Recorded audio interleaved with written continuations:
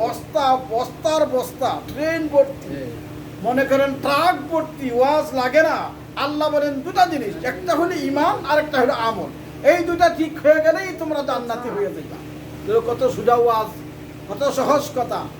যে পরকালের নাজাতের জন্য ইন্টার ডিস্ট্রিক্ট ভর্তি ওয়াজ লাগবে না, রেলগাড়ি ভর্তি ওয়াজ শোনা আমার লাগতেছে না, বড় বড় বিমান ভর্তি ওয়াজ লাগতেছে না।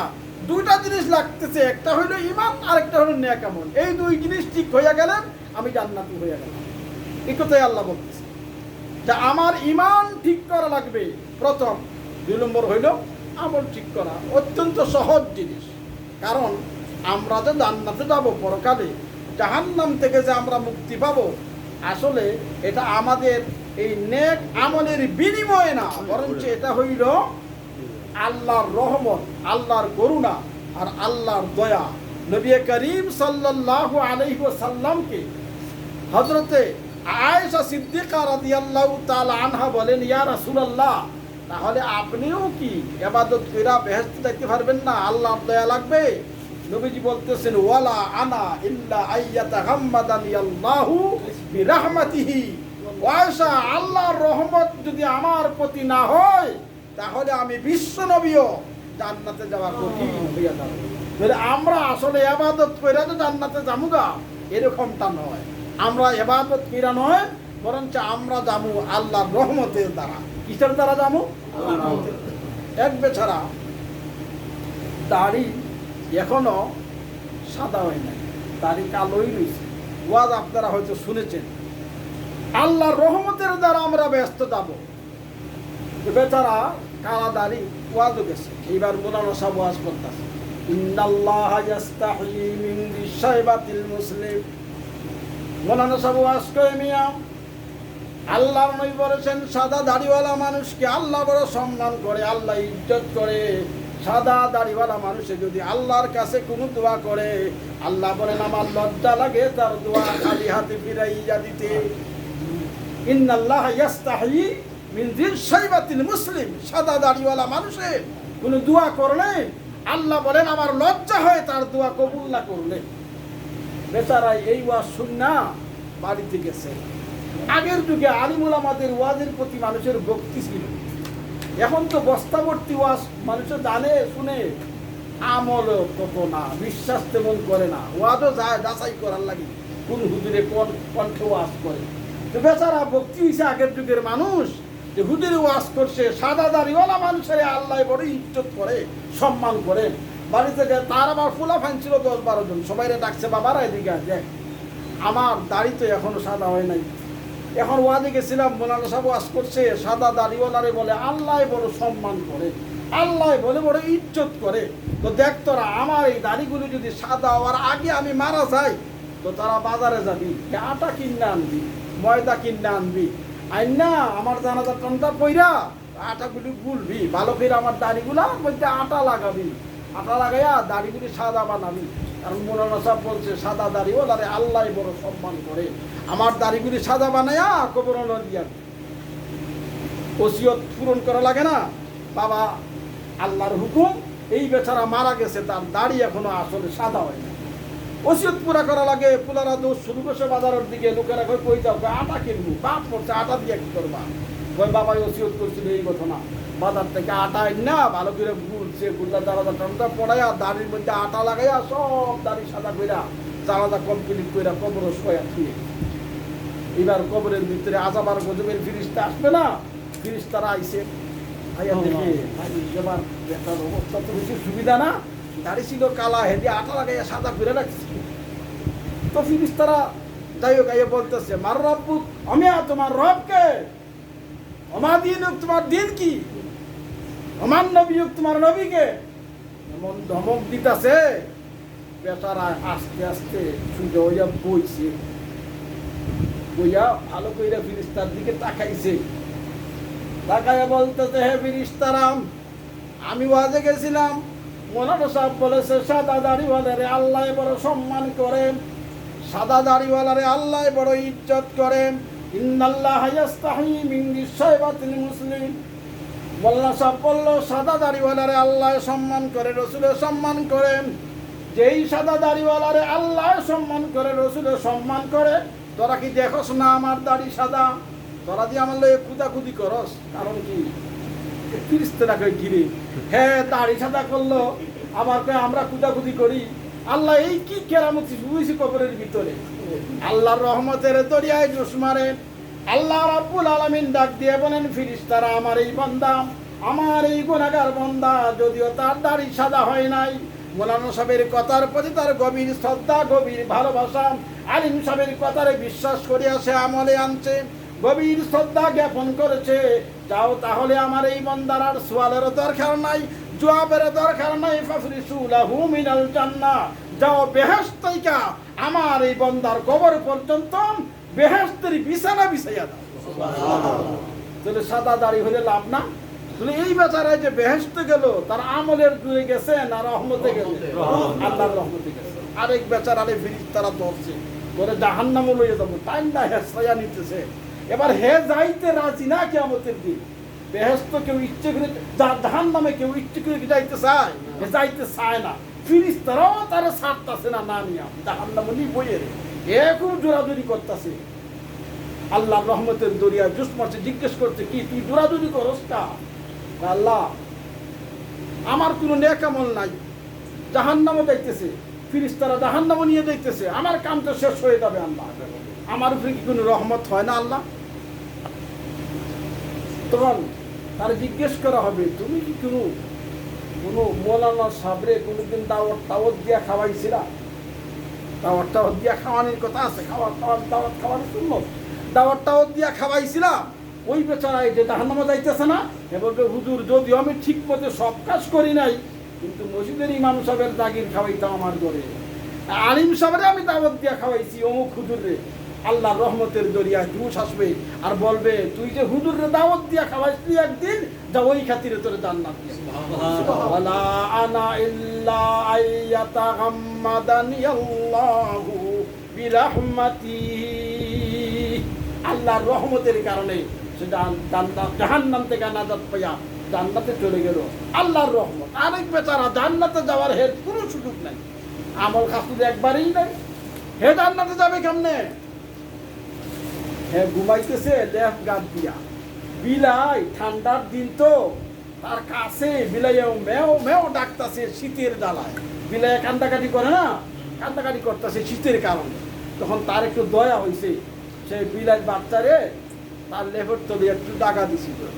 আল্লাহ বলবেন কিয়ামতের দিন, তুই যে বিলাইয়ের বাচ্চা, আদ না একবারে ছোট হাটে একটা নাকি, একটা বিলাইয়ের বাচ্চারে যে তোর লেফের তলে জায়গা দিছিলি একদিন, যা ওই খাতিরে তোরে আজকে দাম না দিয়ে।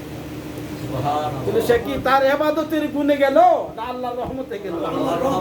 কারণ আল্লাহ কোন তার ধরবে হঠাৎ করে, ওই কারণে আমার আল্লাহ জান্নাত দিয়ে দিবে। ওয়ালা আনা ইল্লা আইয়াতাগাম্মাদানি আল্লাহু বিরহমাতিহি। আল্লাহর রহমতের দ্বারাই আমাদের কি জান্নাতে যেতে হবে। আল্লাহ যদি ধরে, তাহলে আমার এই ইবাদত আর বন্দিকে দিয়া জাহান্নাম থেকে নাজাত পাওয়া সহজ না, বড়ই কঠিন। এক বেচারা বহুত বড় আলেম, তৌহিদের ব্যাপারে এত শক্ত, মারা গেছে। কিন্তু উনি দুনিয়ার জীবনে আল্লাহ তাআলা জিজ্ঞেস করলেন, তুই যে দুনিয়াতে গেছিলি এত বড় আলিম, কি নিয়ে আইছস জান্নাতে যাওয়ার জন্য? সে বলবে, আল্লাহ আমি তো সারা জীবনে ইবাদতই করছি, সারা জীবনেই তাফসীর করছি, ওয়াজ করছি, সারা জীবনেই নামাজ রোজা পড়ছি, মানুষের দিনের দিকে ডাকছি, দাওয়াত কওমি লাইলা ওয়া নাহারা, সবসময় মানুষের ওয়াজই করছি, আর কোনো কাজই তো আমি করি নাই। আল্লাহ তৌহিদের উপরে মানুষেরা ডাকছি, আমিও তৌহিদের উপরে আসি। তুমি যে এক আল্লাহ, মানুষের এটার দাওয়াত দিছি, আমিও তোমার এক বললেই মানছি। তুমি যে ক্ষমতার মালিক, মানুষেরও দাওয়াত দিছি, আমিও মানছি। আল্লাহ তোমার কাজই তো করছি দুনিয়া, আর কোনো কাজ করি নাই। তাহলে কি আমি আল্লাহ জান্নাত তুমি পাই না? আল্লাহ তুমি কিছু কথা, সারা জীবন যদি ইবাদত করে থাকো তাহলে তো পাওয়ারই কথা। আমার তৌহিদ হিসাবে যদি আমার মাইন না থাকো, আমি সব কিছুর মালিক, তাহলে পাওয়ারই কথা। যদি তোমার কি মনে আছে একদিনের কথা? বলে কোন দিনের কথা? আল্লাহ বলে, তুমি যে দাওয়াত খাইতে গেছিলা, আর ওই তুমি যে দুধ দিয়া খানা খাইছিলাম, আর পরের দিন তোমার পাতলা পাখানা হয়েছিল, আর তুমি যে কইছিলা বলছিলা যে ওই বেচারিয়ে দুধ বেশি করে দিছে, আর দুধ খাইছ তো এই দুধ খাওয়ার কারণে পাতলা পায়খানা হয়েছে, এটা বলছিলাম তুমি? বললো হো, এটা তো বলছিলাম আল্লাহ, দুধ খাইছি পাতলা পায়খানা হয়েছে, এটা তো বলছিলাম। বলে তোমার পায়খানারে পাতলা করনেওয়ালা আর গাড়া করনেওয়ালা, তোমার সুস্থ বানানেওয়ালা আর বেমার দেনেওয়ালা কি ওই বেডি না আমি আল্লাহ? তুমি যে দাবি করছো তোমার তৌহিদে তো টিকলো না। তোমার আসল যে জিনিসটা হলো তৌহিদ, ইন্নাল্লাযিনা আমানু, তোমার ঈমানই তো টিকলো না। আমল দিয়ার করবা কি? যাও জাহান্নামের দিকে, জাহান্নামের দিকে রওনা। তার জীবনের যত তৌহিদ, তার জীবনের যত ঈমান, সব জাহান্নামের দিকে রওনা।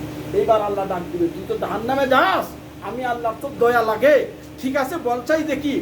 বলা আনা ইল্লা আইয়াতাহাম্মাদানি আল্লাহু বিরহমাতিহি, আল্লাহর রহমত ছাড়া কেউ জান্নাতে যেতে পারবে না।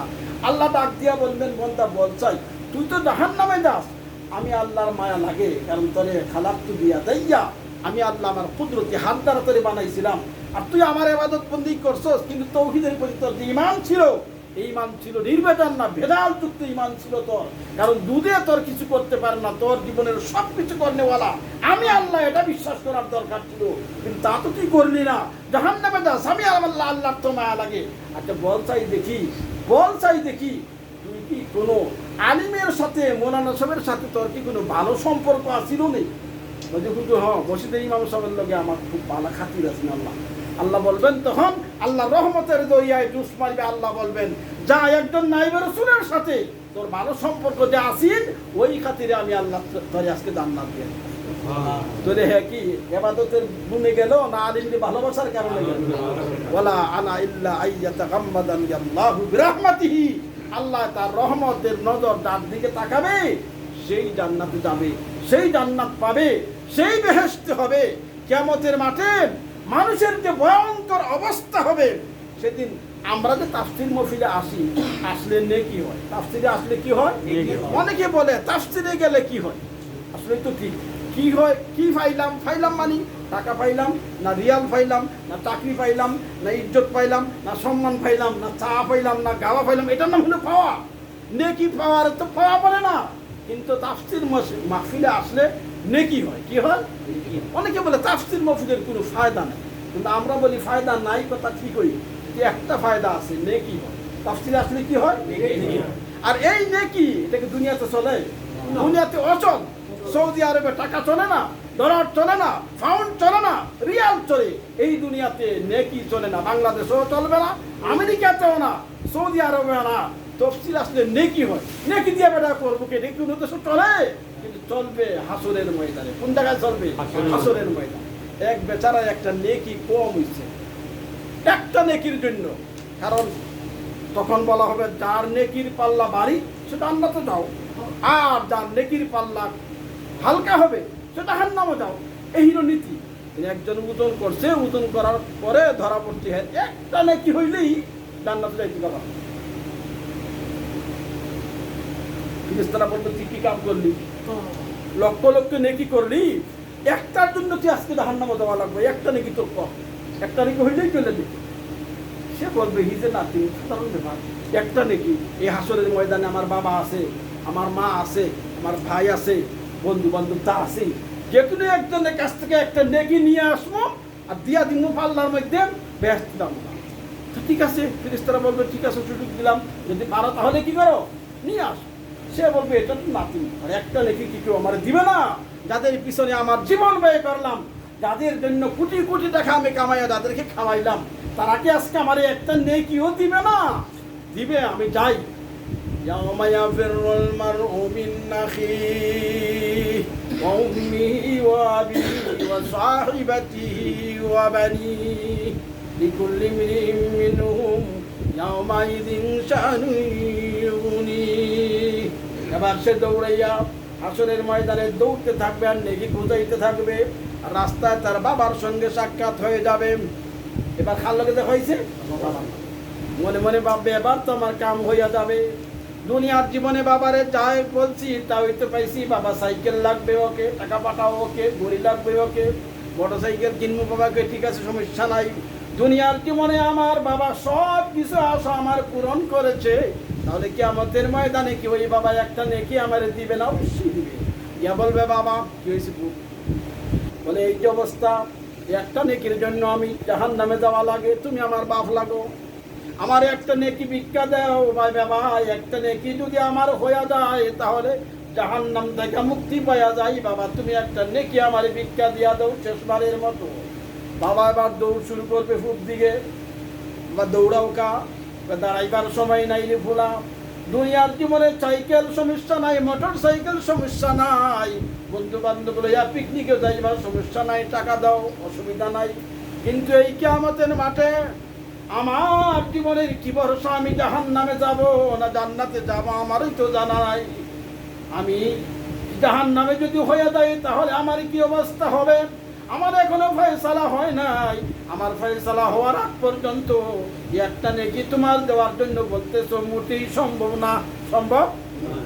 এবার সে আশ্চর্য হয়ে দাঁড়ায় যাবে, কিরে বাবাই তো দিল না নাকি, দৌড়াইয়া দৌড়াইতে থাকে, সামনে যাইয়া দেখবে তার মা দাঁড়াইয়া আছে, এবার মনে মনে ভাববে আমার মার কাছে মনে হয় পাইয়া যাব, আমার মা 10 মাস আমারে গর্ভ দিছে, জন্ম দিছে, লালন পালন করছে, দুধ খাওয়াইছে, কত আদর করছে, জীবন দিয়া ভালোবেসেছে, আমার মার কাছে তো আমি পাইয়াই যাব। বলবে মা একটা নেকির জন্য আমি জাহান্নামে যাই, আমার একটা নেকি দিলেই তো হয়। মা ডাক দিয়ে বলবে বাবা দুনিয়ার জীবনে টাকাটাই তো সমস্যা নাই, পয়সা দিছি শীতের বেলায়, আমার উপরে খেতা নাই, লেপ নাই, আমার লেপটা তোমার উপরে দিয়া দিছি, আমার নিচে তুমি পেশাব করে দিলে, তোমার পেশাবের জায়গায় আমি ঘুমাইয়া গেছি, তোমার নিয়ে শুকনো জায়গায় শোয়াইছি, শীতের রাত তুমি পায়খানা করলে তোমার লইয়া আবার ঘুম থেকে উঠা তোমার ধুবাইয়া সুন্দর কইরা আমার গরম জায়গায় তোমার শোয়াইছি, তোমার ঠান্ডা জায়গায় আমি গিয়ে ঘুমাইয়া গেছি, তুমি আমার বুকের উপরে পেশাব করেছো, সহ্য করেছি, আদর লেগেছি, কিন্তু রে বাবা এই কিয়ামতের মাঠে নেকি দিয়ে সহ্য করা আমার পক্ষে আজকে সম্ভব না। এইবার সে আশ্চর্য হয়ে যাবে, কি খাইলাম না তো, ইয়াউমা ইয়াফিরুল মারউ মিন আখিহি ওয়া উম্মিহি ওয়া আবিহি সাহিবাতিহি ওয়া বানিহি। এবার তার সঙ্গীর কাছে যাবে, বন্ধু বান্ধব এক রুমে থাকলাম 10 বছর, গাজী ভাই একটা নেকি দাও, একসাথে থাকছি 10-15 বছর, একই একসাথে থাকলাম, একটা নেকি দাও। এবার বলবে সম্ভব সাহিবাতিহি, বন্ধু বলবে বন্ধুরে আমার এখনো হিসাব কিতাব শেষ হয় নাই, আমি যদি একটা নেকির জন্য জাহান্নামে যাই তাহলে আমার কি উপায় হবে, আমি তো এখনো জান্নাতি হইয়া যাই নাই, সুতরাং আমার ফয়সালা রাখ পর্যন্ত তোমার নেকি দিয়া সাহায্য করা সম্ভব না। এবার তার ভাইয়ের কাছে যাবে, ভাই দুনিয়ার জীবনে ভাই বড় ভাই ছোট ভাইয়ের জন্য কত কিছু করে, যখন বড় ভাইয়ের কাছে খবর আসে তোমার ভাইরে বাজার মানছে পিটাইতেছে, বড় ভাই শোনা মাত্র লাঠি দেওয়া দৌড় দেয়, কি আমার ভাইরে পিটাইতেছে, এক দৌড়ে ওইখানে চলে যায়, কে আমার ভাইরে পিটায়, মোকাবেলা করে নিজে মরতে রাজি হইয়া যায় ভাইয়ের জন্য। ভাই দুনিয়ার জীবনে এত কিছু তুমি করলা, আজকে কিয়ামতের মাঠে একটা নেকি আমার দিয়া সাহায্য করে, একটা নেকির জন্য আমি জাহান্নামে যাই। ওই ভাই জবাব দিবে, রে ভাই দুনিয়ার জীবনে যাই করছি না করছি, কিয়ামতের মাঠে নেকি দিয়া সাহায্য করা আমার পক্ষে সম্ভব না। ইয়াউমা ইয়াফিরুল মারউ মিন আখিহি ওয়া উম্মিহি ওয়া আবিহি ওয়া সাহিবাতিহি ওয়া বানিহি লিকুল্লি ইমরিইন মিনহুম ইয়াউমাইযিন শাআনুন ইউগনি। নেকি স্ত্রী দিবে না, মা দিবে না, বাবা দিবে না, ভাই দিবে না, সাথী বন্ধু দিবে না, কিন্তু তাফসীর মাহফিলে আসলে নেকি হয়, কি হয়, যেই জিনিস কেউ দিবে না এই জিনিস পাওয়া যাবে তাফসীর মাহফিলে গেলে। কোন মাহফিলে গেলে? তো যারা বলে তাফসীর মাহফিলে গিয়ে লাভ নাই, এর কথা ঠিক আছে, লাভ নাই যারা বলে কথা ঠিক আছে, কেন ওইখানে তো টাকা পাওয়া যাবে না, রিয়াল পাওয়া যাবে না, ডলারও পাওয়া যাবে না, পাউন্ডও পাওয়া যাবে না, কোনো দলের কোনো চেয়ারম্যানও হওয়া যাবে না, কোনো বড় পদও পাওয়া যাবে না, কিন্তু পাওয়া যাবে যে এই জিনিস তার নাম, সেটার নাম হইল নেকি। এটার নাম কি? নেকি। আর নেকির এমন মূল্য, যেই মূল্য এই দুনিয়াতে না পরকালে বোঝা যাবে। মার কাছে যাইবা পাইবা না, বাবার কাছে নাই, কেউর কাছে নাই, তখন তাকে জাহান্নামের দিকে দৌড়াইতে হইবে। কিন্তু শেষ পর্যন্ত আল্লাহ রাব্বুল আলামিন যে কোনো একটা ওসিলা দিয়া ওই বেচারারও আল্লাহ মাফ করে দেন। এই জন্য আমরা জান্নাতে যাবো ঈমান আর আমল দিয়া না, বরং কি দিয়া? আল্লাহর রহমত দিয়া। ঈমান আর আমল দিয়া না, কি দিয়া আমরা জান্নাতে যাব? আল্লাহর রহমত দিয়া। হ্যাঁ, তবে আল্লাহ রহমত করবে কখন? দেশের রাষ্ট্রপ্রধানে বড় বড় মার্ডারি কেসের আসামিরে কি করে দেয়? ফাঁসির থেকে ক্ষমা করে দেয়। কখন?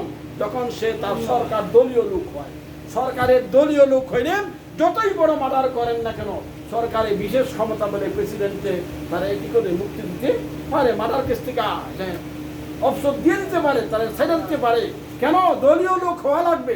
আমরা যদি আল্লাহর দলের লোক হয়ে যাই, কোরআনওয়ালা হয়ে যাই, যদি কোরআনের তাফসীরওয়ালা হইয়া যাই, আহলে ঈমান আর আহলে খায়র হইয়া যাই, তাহলে কিয়ামতের মাঠে আল্লাহর সেই করুণার রহমত আমরাও পাইয়া যাব। ইন্নাল্লাযীনা আমানু ওয়া আমিলুস সালিহাত সায়াজআলু লাহুমুর রাহমানু উদ্দা। সূরা মরিয়মের 96 নম্বর আয়াতে আল্লাহ কি বলেন? দুটা জিনিস তোমাদেরকে করা লাগবে, একটা হইলো তোমাদের ঈমান ঠিক করো, আরেকটা হইলো তোমার আমল ঠিক করো, নেক আমল করা লাগবে। এখন মানুষের নেক আমলও করে আবার বদ আমলও করে। মোবাইল চালু করে ওয়াজ মাহফিলও শুনে আবার মহিলার ছবি ফাইলে ওইটাও কি দেখে না। দুইটা করলে কিন্তু হবে না। শুধুমাত্র নেক আমল করার জন্য আল্লাহ বলতেছেন, নেক আমল যারা করবেন আর বদ আমলগুলি ছাড়বেন, তার ঈমান ঠিক থাকবে, তারাই পরকালে নাজাত পাবে। সেই জন্য আমরা তাফসীর মাহফিলে আসলে নেকি হয়, আর কিছু যদি নাও হয় আমরা দরকার নেকি, আমরা দরকার কিসের? নেকির দরকার। আর তাফসীর মাহফিলে আসলে কি পাওয়া যায়? নেকি পাওয়া যায়। হ্যাঁ, ইসলামের সমুদ আসতেও পারে, নাও আসতে পারে, ইসলামের বুঝ আসতেও পারে, নাও আসতে পারে, অনেক কিছু মুখস্থ নাও হইতে পারে, কিন্তু আল্লাহ তাআলা যদি আমাদেরকে পরকালে নাজাত দিয়া দেয়, এটা আমাদের জন্য যথেষ্ট। দুরূদ শরীফ পড়েন, আল্লাহুম্মা সাল্লি আলা মুহাম্মাদ কামা সাল্লাইতা আলা